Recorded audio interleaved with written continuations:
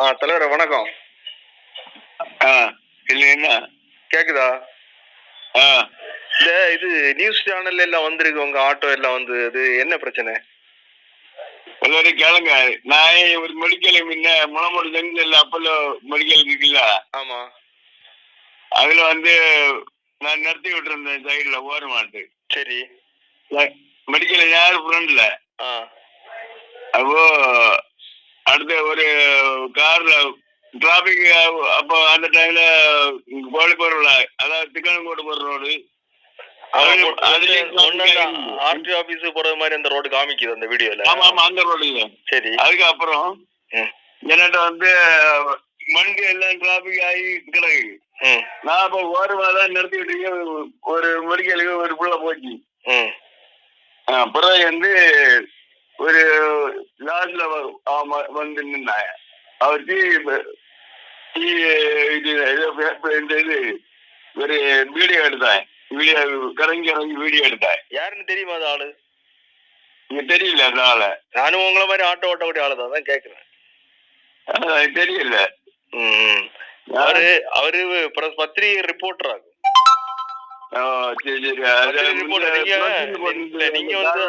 நீங்க வந்து அந்த மெடிக்கல் ஸ்டோர் பின்ன நிப்பாட்டி இருந்தீங்கல்ல? ஆமா. அப்போ அந்த ரைட் சைடுல வந்து கோழிப்போர்ல ஆர்டிஓ போற மாதிரி ஒரு ரோடு இருக்குல்ல? ஆமா ஆமா. அந்த ஆர்டிஓ போறதுக்கு வேண்டி ஒரு பஸ்ஸுக்காரன் வந்து ரைட் இண்டிகேட்டர் போட்டு நிறுத்தி இருக்கான். அங்கிருந்து எதிரில இருந்து நாகர்கோயில இருந்து திருவனந்தபுரம் வரக்கூடிய பஸ்ஸுகள் வந்து அவனுக்கு சைடு கொடுக்காதனால அவனுக்கு ரைட்டு போக முடியாம, அதாவது கோழிப்போர் விலைக்கு போக முடியாம அவன் நடு ரோட்லயே நிப்பாட்டி வச்சிருக்கான். உங்க ஆட்டோ வந்து மெடிக்கல் கிட்ட நிக்குது. அதனால நாகர்கோயில் மார்த்தாண்டத்துல இருந்து நாகர்கோயிலுக்கு போற வண்டிகள் எல்லாம் பிளாக் ஆச்சு.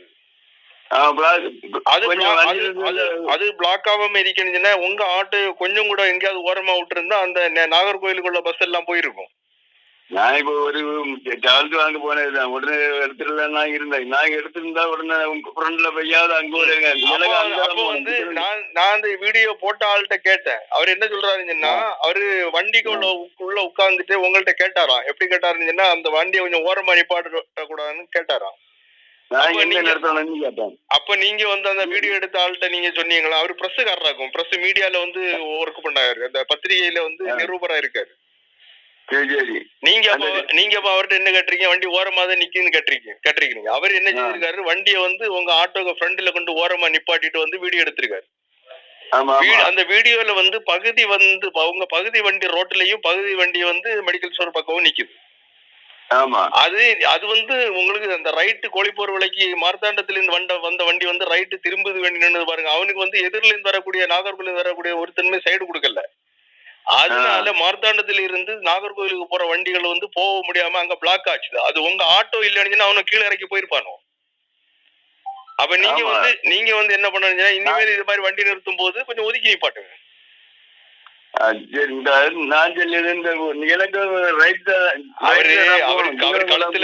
அவர் கழுத்துல பிரஸ் ஐடி எல்லாம் போட்டுட்டு தான் வீடியோ எடுத்திருக்காரு. வெளியாளன்னு கிடையாது. அவரு பத்திரிகையில வந்து இருக்கனாலதான் எடுத்தாரு. இல்லன்னா அவ்வளவு தைரியமா எடுக்க மாட்டாங்க.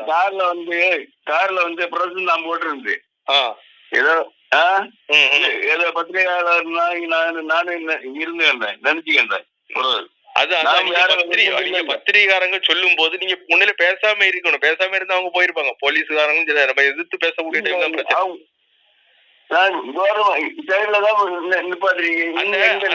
அந்த போட்ட வீடியோ இருக்குல்ல, வீடியோ வந்து உங்களோட வாட்ஸ்அப் இருக்கு, நான் அனுப்பி தரேன். எனக்கும் கிடைச்சிருக்கு. அது அந்த வீடியோல வந்து நீங்க கை சுண்டி பேசுறதெல்லாம் இருக்குது. என்ன எப்படின்னு தெரியுது இல்ல. அதுல வந்து நியூஸ் தமிழ்நாடு ஃபுல்லா ஓடிட்டு இருக்கு அந்த நியூஸ். உங்களுக்கு வேணா நான் அனுப்பி தரேன். உங்களுக்கு வாட்ஸ்அப் இருக்கா? சரி, நான் அனுப்பி தரேன். இதே நம்பர் தான். உங்களுக்கு யாரு ஸ்டாண்டு?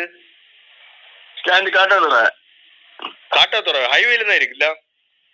ஆமா ஆமா, அந்த ஆலமூர் அந்த மறுவர்த்தி கோயில் ரோடு அதுலதான் இருக்கு. சரி சரி, நான் உங்க நம்பர் எடுத்தது அந்த ஆட்டோல வீடியோ பார்க்கும்போது அந்த நம்பர் வந்து கிளாஸ்ல இருந்துல்ல,